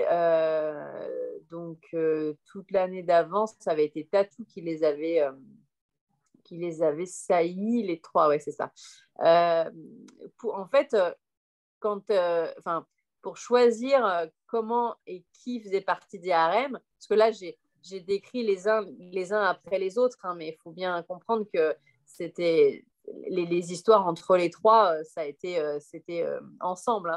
Hein. Ça n'a pas été la continuité d'abord Tatou, ensuite Eragon, ensuite Glénore dans le temps. Donc, ça s'est passé en même temps, en tout cas pour Eragon et pour Glénore. Donc, la décision de comment j'allais mener les harems et qui j'allais choisir de me mettre avec qui, ça s'est fait un peu pour les 3 en même temps. Et donc Spicy, Athéna et Zambou, elles avaient déjà rencontré Tatou, étaient essayées avec Tatou, et je les avais ensuite enlevées pour pouvoir les mettre avec Glénore. Et elles ne sont pas retournées du coup avec Tatou. J'ai enlevé Glénore et elles sont restées que toutes les 3. Donc la construction des harems et de qui allait mettre avec qui a aussi été une construction. Et toutes ces histoires, elles se sont passées toutes ensemble en fait. Donc c'est des juments qui connaissaient. De toute façon, elles ont presque tous rencontré tous les étalons. C'est des juments qui avaient été saillies par un autre avant et ça pose pas de problème en fait pour elles d'aller avec un autre. Hein. Ne sont pas particulièrement. Oui, non, c'est plutôt pour lui, enfin pour les garçons, que je me disais que ça pouvait poser problème pour leur retirer une jument qu'ils considèrent ça comme dépend leur combien de temps ils ont appartement, pour la vécu avec. donner En à un fait. de leurs. D'accord. Ça dépend si tu fais si tu les laisses juste pour les saillies, tu retires parce que tu ne veux pas qu'ils vivent ensemble. Ce qui s'est passé pour Glénore, il a sailli à 2 ans et on a fait la période de saillie. Une fois que les juments étaient confirmées pleines, j'ai enlevé Glénore, les juments sont repartis dans leur côté et Glénore de l'autre. Et je les ai remis à 3 ans et c'est à 3 ans que j'ai décidé de le laisser. Donc ça s'est passé comme ça et donc ça ne pose pas de... Voilà, il n'y a pas de... Sur la saillie de 2 ans, après, il n'y a pas de lien particulier avec les juments et les poulains, ça se fait vraiment que quand ils vivent ensemble. Mais Tatou, pareil, Tatou au départ saillie des juments et reparti de son côté. Le temps de mettre en place tout ça, c'est beaucoup de chevaux et c'est de la logistique, de comprendre comment les faire vivre ensemble. Merci Célia. Il y a une autre question du coup de Sophie Massiou. Qu'est-ce que cela te permet, t'implique ou t'évite en termes de sevrage?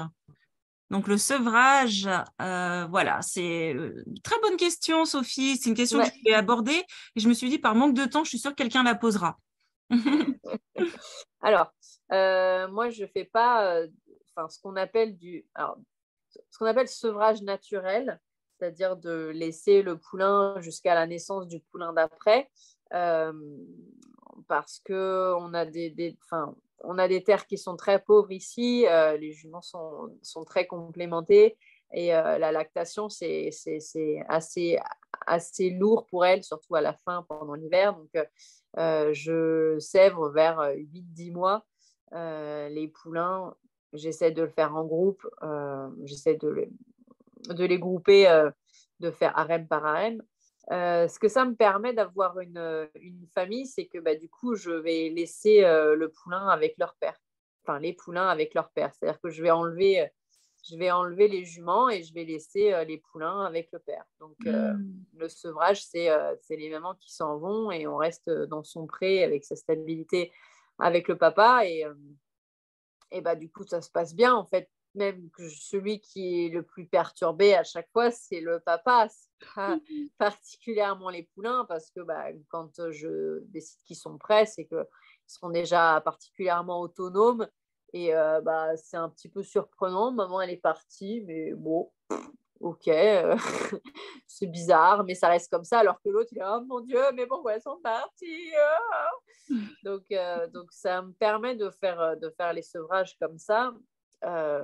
Si j'avais pas eu des talons, j'aurais fait des sevrages en décalé en retirant quelques juments et en laissant une. Dans le sevrage, ce qu'il faut, c'est pas retirer toute la stabilité, c'est-à-dire de ne pas mettre les poulains d'un côté dans un nouveau pré tout seul ou d'intégrer un nouveau alors qu'on a fait une cassure et on intègre un nouveau. Là, c'est beaucoup trop dur pour eux. Il faut faire ça de manière progressive. Donc, le fait de les avoir en groupe, enfin en harem, ça me permet de les laisser avec les pères. Donc là, ils jouent leur rôle de père, tout seul. Merci. Je pense que ça a répondu à la question. Il y en a une autre de Audrey Le Gallic. Donc, bonsoir, dit-elle. Concernant les poulains, vous voulez savoir s'ils naissent à part, au bout de combien de temps ils sont réintégrés, s'ils naissent à part, au bout de combien de temps les juments seraient intégrés avec les poulains dans le troupeau. Je vais défiler en espérant ne pas perdre. Est-ce que... j'ai perdu la question. Mais c'est vraiment trop... Bon, il y en a déjà pas mal là pour que je réponde. Voilà, je pense qu'il y a déjà de quoi répondre là. Alors oui, moi, ils naissent pas au pré parce que par sécurité en fait, par sécurité par rapport au poulinage. J'ai donc 3 reines, beaucoup d'espace, etc. S'il fallait que j'aille courir dans tous les prés pour faire de la surveillance de juments, ce serait quand même compliqué. Donc, ils naissent dans des box de poulinage, dans les stabulations de poulinage, ce qui me permet d'avoir tout le monde sous caméra, la ceinture, et de pouvoir intervenir lorsqu'il y a un problème, parce que c'est pas non plus tout rose. Des soucis, il y en a, je ne vais pas dire souvent, mais il y en a.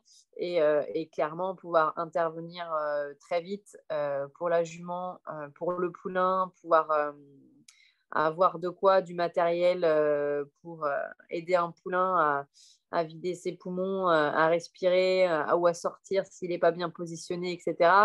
Et intervenir si la jument ne délivre pas. Enfin, il y a tout un tas de situations où il y a quand même besoin d'être là pour parer à l'urgence parce que ça ne se passe pas exactement comme prévu. Au tout départ, oui, j'ai eu des naissances. J'ai fait des naissances dans le pré, lorsque j'en avais moins aussi qu'aujourd'hui, hein, clairement. J'ai fait des naissances dans le pré et j'ai eu des soucis et au final, c'est vite la cata et tu essayes de ramener tout le monde au box rapido.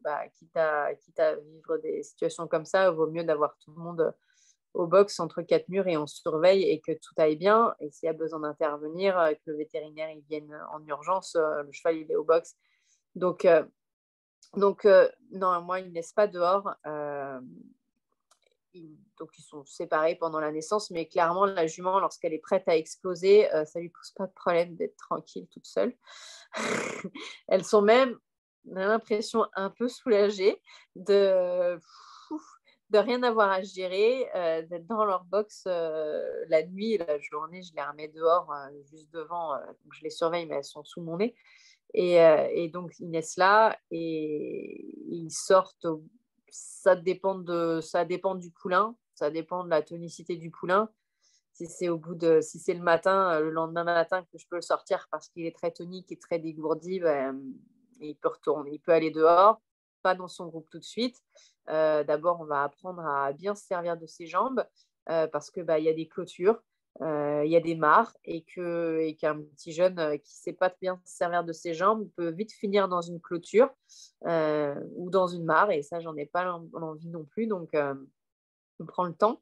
Il y en a qui restent un peu plus longtemps au box s'ils sont vraiment beaucoup trop laxes et qu'ils n'arrivent pas bien à se déplacer et qu'il ne faut pas qu'ils se déplacent de trop parce qu'ils sont trop laxes. Il faut attendre qu'ils se redressent. Donc ça, c'est variable en fonction des poulains. Et encore une fois, le fait de les avoir en box, ça permet de faire les choses au mieux et de correctement gérer.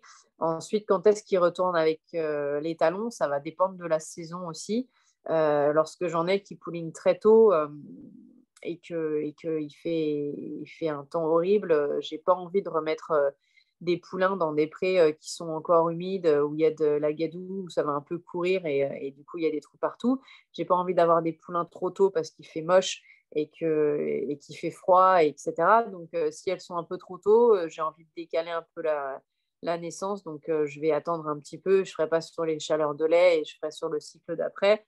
Après, celles qui naissent un peu plus tard dans l'année, si le poulain il est en bonne santé, que la jument elle est bien, et sur les chaleurs de lait, elle peut retourner directement. Donc, chaleur de lait, c'est 5 jours après le poulinage. Donc, et le poulain, je remets la jument au bout de 3-4 jours dans son groupe, et puis elle retombe en chaleur et elle les ressaille de suite.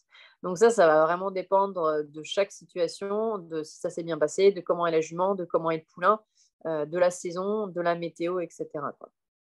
J'ai eu un poulain que j'ai dû garder au box pendant 15 jours parce qu'il était hyper laxe et qu'il fallait pas qu'il marche de trop. De toute façon, il ne pouvait pas, ça partait dans tous les sens. Donc, il faut s'adapter en fonction des situations. Ouais, il y a encore quelques simplement... tours de questions. Alors, j'ai vu des témoignages de personnes qui ont des hongres et des étalons qui vivent ensemble et que tout va bien parce qu'il n'y a pas de jument.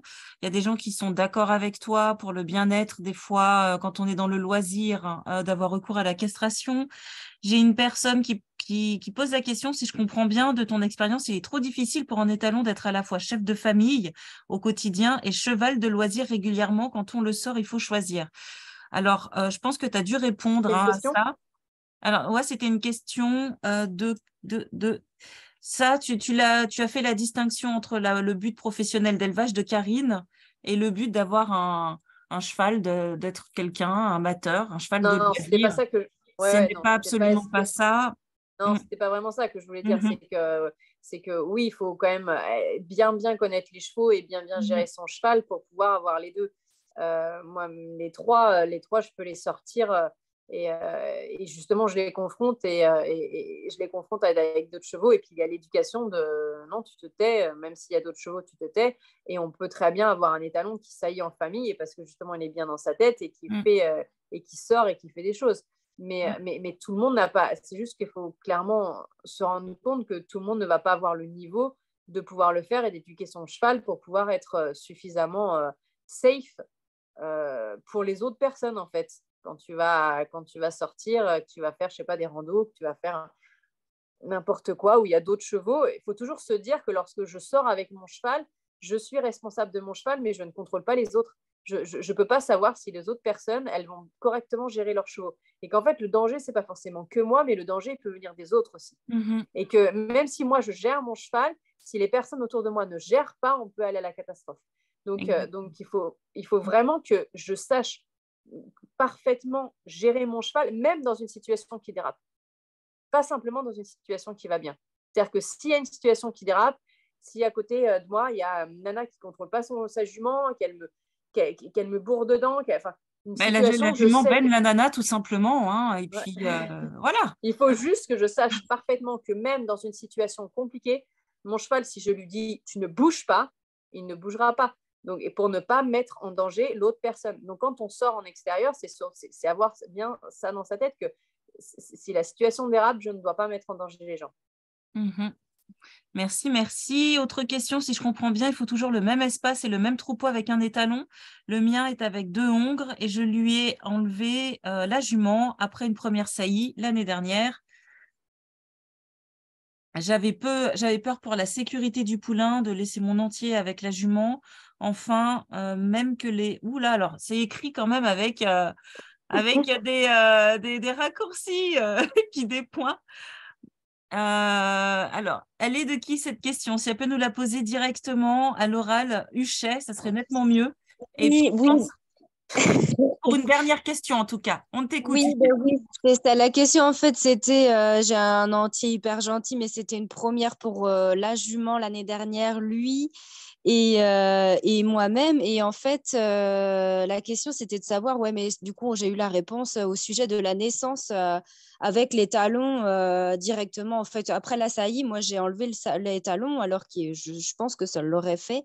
Mais par sécurité, j'avais peur de laisser mon entier jusqu'au poulinage. Et après, comment ça se passait, tout ça. Mais du coup, on en a parlé et je vois mieux comment est-ce D'accord. qu'on peut De toute façon, dans les premiers jours, quand le poulain il naît, la mère, elle est tellement protectrice que les Oui, talons, il ne peut pas s'en approcher. Hein. ouais, Et voilà, c'est ça, d'accord. s'ils ont pu Ouais, vivre ensemble depuis la saillie, ils ont vécu ensemble pendant 11 mois, bah, ils se connaissent très très bien. Et du coup, bah, quand on réintègre, même si le poulain il naît dans le groupe parce que bah, on a fait ça, on a voulu ça.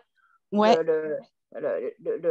S'il y a d'autres juments, les autres juments vont empêcher les talons de s'approcher. Moi, je l'ai d'accord. vu parce que c'est déjà arrivé quand même que Ça j'en doute. oui, elle Euh, protège. les juments, elles font Et un du coup, périmètre autour, et puis la jument qui vient de pouliner, elle se lève de suite, et puis c'est bien clair, le message est bien clair, quoi. T'as pas intérêt à d'accord. t'approcher. Après, Ouais, il y a d'accord. Toute dernière les étalons, question, Huchet, parce les qu'après, il va y étalons. avoir Sophie Valdraco. Parce qu'on a 1 heure et demie de webinaire, le sujet est tellement passionnant. Il y avait une question aussi sur quelle formation tu as fait pour la Miss BA, mais je pense que c'est des questions qui peuvent se poser. C'est pas dans le cadre, donc on va pas aller dessus. Huchet, il y avait une dernière question que tu voulais poser. Après, ça sera Sophie, ça sera la toute dernière, Sophie Valdraco. Non, non, ben merci, c'est tout. Bon, je vois l'idée de la naissance et tout ça, et de la sécurité. OK. Merci beaucoup. Merci. On a quand même été jusqu'à 42 ce soir. S'il y avait 42 fois 2 questions, ça aurait été très compliqué. Sophie? Oui, est-ce que vous m'entendez bien? Oui. Salut Sophie. Salut, salut. Je voulais ton témoignage. Est-ce que tu as constaté, puisque moi j'ai un témoignage, mais de un étalon, alors je ne vais pas en faire une vérité universelle. Est-ce que tu as constaté, puisque tu as comme moi des étalons qui vivent en famille et qui sont également des chevaux de loisirs que tu sors, avec lesquels tu vis plein de choses, moi j'ai constaté que quand ils sont jeunes, c'est-à-dire un étalon, il est bébé jusqu'à 3-4 ans, après il commence à devenir adulte véritablement et il est dans sa plein potentiel, on va dire, à partir de 7-8 ans, sexuellement, on va dire, dans sa vie des talons, dans son comportement des talons. Est-ce que tu as constaté que tant qu'ils sont jeunes, on va dire jusqu'à 3 ans, on peut leur proposer beaucoup de flexibilité sociale, flexibilité d'environnement, mais qu'une fois qu'ils deviennent adultes, d'autant plus si on veut leur proposer une vie de famille, une vraie vie d'étalon avec un troupeau, des juments, des poulains, il faut leur offrir de la stabilité pour qu'ils soient bien. Moi, j'ai le retour d'expérience de mon étalon. Jusqu'à 3-4 ans, il a vécu avec des hongres, des juments. Puis un jour, comme les tiens, il a dit, en fait, le hongre, il va dégager parce qu'il n'a plus rien d'affaire dans mon troupeau. Et au début, j'ai essayé de varier. Je me disais, c'est super bien si on varie, si on varie. Et en fait, non. Maintenant, mon cheval, il est bien parce qu'il est chez lui, il sait qu'il a son troupeau. Donc, ta question, Sophie, c'est vraiment la stabilité, si c'est important pour offrir le confort. Hein. Oui, pardon, je parle beaucoup. C'est vraiment la stabilité. Désolée, je dois modérer. C'est vraiment pas évident, mais je dois le faire. Vas-y, Clélia.